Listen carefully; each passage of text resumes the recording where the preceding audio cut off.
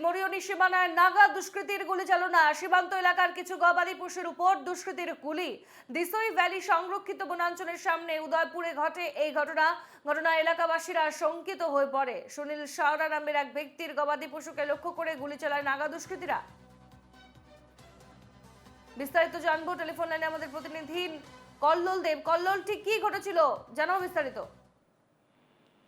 স্বর্ণালী, এটা কোনো নতুন ব্যাপার নয়। এরকম ধরনের হতেই থাকে। অসম নাগাল্যান্ড যে সীমান্তবর্তী অঞ্চলগুলো রয়েছে, নাগা দুষ্কৃতীরা কিন্তু অসমিয়া যে অসমিয়া গ্রামবাসীদের থেকে কিন্তু এরকম ধরনের গরু গুলি চালায়। আর বহুত এরকম ধরনের ঘটনা হয়।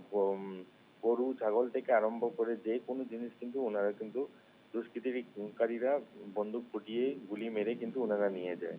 আর অনুরূপ ঘটনা কালকে আমরা দেখতে পেয়েছিলাম মরিয়ানির যে দিসই ভ্যালি সংরক্ষিত যে বনাঞ্চল রয়েছে মরিয়ানির, এই সংরক্ষিত বনাঞ্চলের পাশেই থাকা নাগাজাঙ্কার যে উদয়পুর অঞ্চল রয়েছে, উদয়পুর অঞ্চল দিসই ভ্যালি সংরক্ষিত বনাঞ্চলের পাশেই কিন্তু।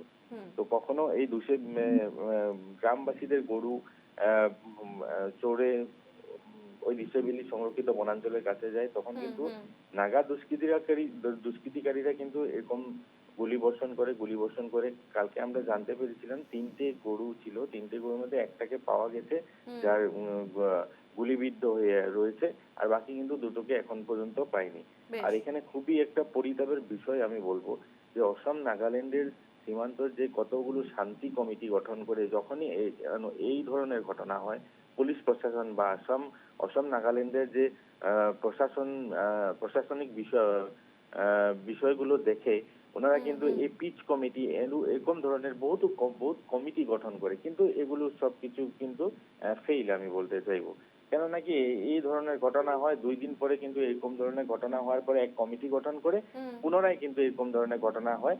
আর তখন কিন্তু এক অশান্ত এক পরিবেশ বিরাজ করতে থাকে।